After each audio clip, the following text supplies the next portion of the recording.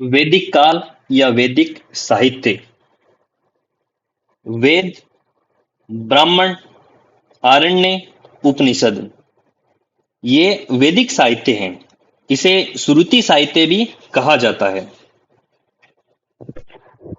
श्रुति का मतलब सुनकर याद रखना। वेदांत, स्मृति, पुराण, रामायण, महाभारत ये वैदिक साहित्य नहीं है। इनमें पहला है वेद। वेद का शाब्दिक अर्थ है ज्ञान। वेदों का संकलन कृष्ण देवपायन वेदव्यास ने किया था। वेदों की रचना आर्यों ने की थी। आर्यों का शाब्दिक अर्थ है श्रेष्ठ या कुलीन। वेद नित्य, प्रामाणिक, अपौरुषीय है। इसकी रचना पुरुषों इसकी रचना महापुरुष ब्रह्मा जी ने की। वैदिक मंत्रों की रचना करने वाले ब्राह्मणों को दृष्टा कहते हैं। वैदिक मंत्रों की रचना करने वाली महिलाओं को ऋषि कहते हैं। वेद चार हैं। कौन से वेद? ऋग्वेद, यजुर्वेद, सामवेद, अथर्ववेद। वेदों की भाषा संस्कृत थी एवं लिपि ब्राह्मणी थी। वेदों में पहला है ऋग्वेद। ऋग्वेद प्राचीनतम वेद है। इसमें 10 मंडल, 1028 सूक्त, 10,552 या 10,600 मंत्र या ऋचा है। पहला एवं 10वां मंडल बाद में जोड़े गए हैं। दूसरे से लेकर 7वें मंडल को वंश या परिवार मंडल कहा जाता है। तीसरे मंडल में गायत्री मंत्र है। गायत्री मंत्र की रचना विश्वामित्र ने की।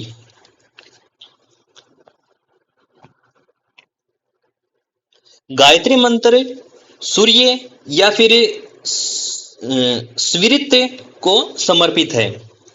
गायत्री मंत्र को स्वर्ग या देवताओं का मंत्र माना जाता है। 7वें मंडल में 10 राजन या 10 राज्य युद्ध का उल्लेख मिलता है। 7वें मंडल में महामृत्युंजय मंडल लिखा गया है। 10 राज्य या 10 राजन युद्ध में क्या था? एक तरफ भरत कबीला था और दूसरी तरफ 10 अन्य कबीले थे, 10 अन्य राजा थे, जिसमें 5 आर्य और 5 अनार्य थे।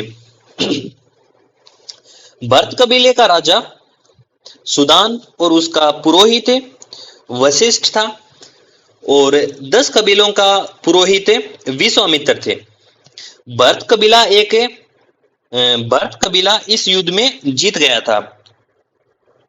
इस युद्ध का कारण पुरोहित पद था। यह युद्ध रावी नदी के तट पर लड़ा गया। 8वें मंडल में विदुषी महिलाओं के नामों का उल्लेख मिलता है, जैसे गोसा, सिक्ता, अपाला, लोपामुद्रा, कात्सी, विश्वरा आदि। 9वां मंडल सोम को समर्पित है। सोमरस का निवास स्थान मुजवंत पर्वत है। ऋग्वेद के 10वें मंडल में पुरुष सूक्त में चारों वर्णों का उल्लेख मिलता है। चारों वर्ण कौन से?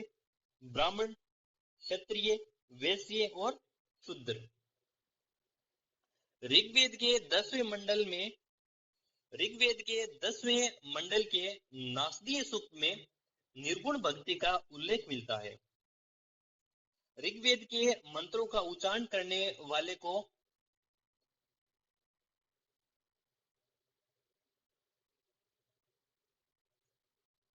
होत्री कहते हैं। प्रत्येक वेद का एक उपवेद है। उपवेद आयुर्वेद है।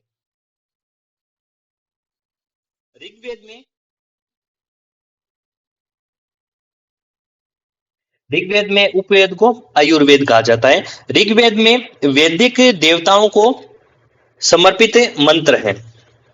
दूसरा है यजुर्वेद। इस वेद में यज्ञ करने की विधियां एवं कर्मकांड का उल्लेख है। यजुर्वेद के 2 भाग हैं, कृष्ण यजुर्वेद और शुक्ल यजुर्वेद। कृष्ण यजुर्वेद यह गद एवं पद में है और शुक्ल इसे वाजस्नेय संहिता भी कहा जाता है। इसमें इस यजुर्वेद में शून्य का उल्लेख भी मिलता है। यजुर्वेद के मंत्रों का उच्चारण करने वाले को अधर्वयु कहते हैं। इसमें उपवेद को धनुर्वेद कहा जाता है। अगला है सामवेद।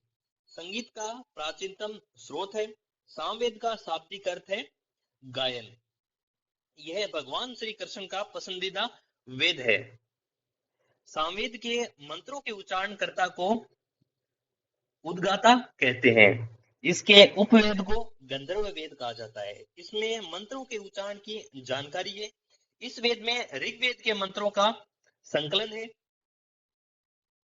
अथर्ववेद। अथर्ववेद के अन्य नाम कौन से हैं? अथर्व, गिरसवेद, भेषज वेद चिकित्सा, महिवेद पृथ्वी। यह भौतिकवादी वेद है। इसमें काल, जादू टोना, तंत्र मंत्र का उल्लेख है। इसमें चिकित्सा पद्धतियों और औषधियों की जानकारी है। अथर्ववेद के मंत्र का उच्चारण करने वाले को ब्रह्म कहते हैं। इसमें उपवेद को शिल्प वेद कहा जाता है। देवत्री। देवत्री क्या होता है? ऋग्वेद, यजुर्वेद, सामवेद को त्रि या फिर देवत्री कहा जाता है।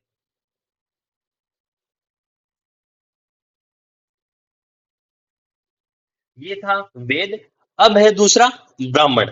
ब्राह्मण साहित्य।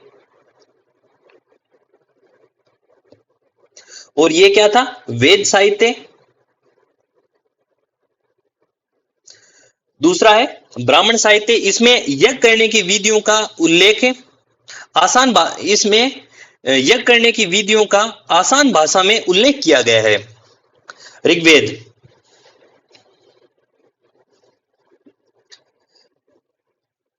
आसान भाषा में उल्लेख किस किसने किया? जैसे ऋग्वेद का ऐतरेय ब्राह्मण या और कौशितकी, यजुर्वेद का शतपथ ब्राह्मण या और तैत्तिरीय, सामवेद का पंचवीस ब्राह्मण, षड्वीस जैमितीय, अथर्ववेद का गोपन ब्राह्मण।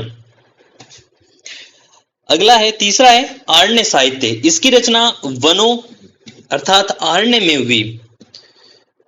विषय वस्तु रहस्यात्मक ज्ञान और दार्शनिक तत्व हैं इसके अंदर। इसमें ऋग्वेद को ऐतरेय आरण्य और कौशितकी ने लिखा। यजुर्वेद तैत्तिरीय आरण्य, मैत्रायणी और बृहदारण्य। सामवेद को तलवकार आरण्य और अथर्ववेद कोई नहीं। अगला है उपनिषद साहित्य।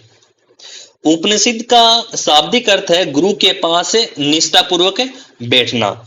यह वैदिक साहित्य का अंतिम भाग है। इसलिए इसे वेदांग साहित्य कहा जाता है। विषय वस्तु, दार्शनिक तत्व और रहस्यात्मक ज्ञान। उपनिषद गद्य एवं पद्य में है। उपनिषदों की संख्या 8 है। कुछ महत्वपूर्ण उपनिषद जिसमें पहला है कंठ उपनिषद, जिसे कंठोपनिषद भी कहते हैं। यम और नचिकेतन का इसके अंदर वार्तालाप है। इस उपनिषद में यज्ञ अनुष्ठानों एवं कर्म कांडों की आलोचना की गई है। जाबाल उपनिषद, इसमें 4 आश्रम के बारे में बताया गया है। छांदोग्य उपनिषद, इस उपनिषद में भगवान श्री कृष्ण का पहली बार वर्णन मिलता है। भगवान श्री कृष्ण को देवकी का पुत्र और गुरु अंगिरस का शिष्य बताया गया है। कृष्ण वृष्णि वंश के हैं। इसमें दूसरे पार्ट में सत्यकाम जबाला की कहानी मिलती है। यह एक अविवाहित महिला की कहानी है। सत्यकाम की माता जबाल थी। सत्यकाम के गुरु गौतम ऋषि थे। इसके तीसरे भाग में बौद्ध धर्म का पंचशील सिद्धांत है। अगला उपनिषद है वरदारण्य उपनिषद। सबसे बड़ा उपनिषद है ये। गार्गी और याज्ञवल्क्य का इसके अंदर संवाद है। यह संवाद राजा जनक के दरबार में हुआ था। यह संवाद आत्मा के प्रश्न पर हुआ था। इसमें दूसरे भाग में पवमान मंत्र इसी वरदारण्य उपनिषद में मिलता है। अस्तोमा सद्गमय। अगला उपनिषद है मुंडको उपनिषद। इसमें सत्यमेव जयते यहां से लिया गया है, जिसका शाब्दिक अर्थ है सत्य की ही जीत होती है। तैत्तिरीय उपनिषद बौद्ध धर्म का अष्टांगिक मार्ग। और तैत्तिरीय उपनिषद में दूसरे भाग में अतिथि देव भय शब्द यहां से लिया गया है। नोट: उपनिषद भगवत गीता और ब्रह्म सूत्र को प्रस्थानत्री कहते हैं। वेद और ब्राह्मण कर्म है, जिसके दर्शन पूर्व मीमांस और इसके जो गुरु जैमिनी थे। आरण्य और उपनिषद ज्ञान आधारित है और वेद ब्राह्मण कर्म आधारित है। आरण्य उपनिषद ज्ञान आधारित दर्शन, उत्तर मीमांस ब्रह्म सूत्र।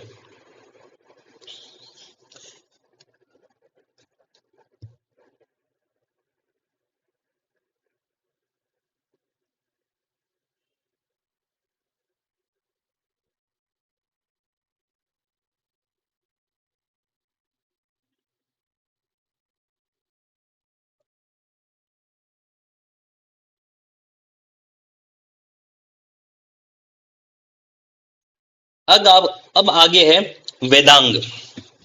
वैदिक साहित्य को समझने के लिए वेदांग की रचना की गई। इसकी संख्या 4 है। इनकी संख्या 6 है। पहली, शिक्षा। इसमें शब्दों के उच्चारण की जानकारी है। इसकी पुस्तक है प्रातिशाख्य। दूसरी है व्याकरण। इसमें शब्द एवं वाक्यों की संरचना की जानकारी है। इनकी पुस्तक पाणिनि की अष्टधात्विक व्याकरण की प्रथम पुस्तक है। तीसरी है ज्योतिष। लग्ध मुनि ज्योतिष इसकी पुस्तक है। चौथा है छंद। इसकी रचना पिंगल ने की थी। पांचवा कल्प। इसमें कर्मकांड या यज्ञ विधान की जानकारी है। छठा है निरुक्त। इसमें निघंटु शब्दों की व्याख्या है। इसकी रचना की थी यास्क ने। अगला है पुराण। पुराण का शाब्दिक अर्थ है प्राचीन आरण्य। पुराणों की संख्या 18 है। रचना ओमहर्ष एवं उग्र श्रवा। पुराणों का ऐतिहासिक महत्व है। सर्वप्रथम पार्जिटर ने पुराणों के ऐतिहासिक महत्व को समझा। मत्स्य पुराण प्राचीनतम पुराण है। इसमें शुंग एवं सातवाहन वंश की जानकारी मिलती है। दूसरा विष्णु पुराण में मौर्य वंश की जानकारी मिलती है। वायु पुराण में गुप्त वंश की जानकारी मिलती है। मार्कंडेय पुराण में दुर्गा सप्तशती। मार्कंडेय पुराण में दुर्गा सप्तशती मिलती है और कवच, जो दुर्गा सप्तशती का भाग है, कवच भी मिलता है। स्कंद पुराण सबसे बड़ा पुराण। अग्नि पुराण, इसमें गणेश पूजा की जानकारी मिलती है। अगला है स्मृति साहित्य। मनुस्मृति प्राचीनतम स्मृति है। इसमें सामाजिक नियमों का उल्लेख किया गया है। जर्मन दार्शनिक नीत्शे कहते हैं, बाइबल को जला दो और मनुस्मृति को अपनाओ। शुंग एवं सातवाहन वंश के समय इसकी रचना हुई थी। यह हिंदुओं का प्राचीनतम कानून या संहिता है। इसके टीकाकार कौन थे? बारूची, कुल्लक बारूची, कुल्लक भट्ट, मेघातिथि, गोविंदराज। याज्ञवल्क्य स्मृति दूसरी प्राचीनतम स्मृति। इसके टीकाकार विश्वरूप, विज्ञानेश्वर, अपरार्क। नारद स्मृति इसमें दासों की स्मृति का उल्लेख किया गया है। कात्यायन स्मृति इसमें आर्थिक गतिविधियों की जानकारी है।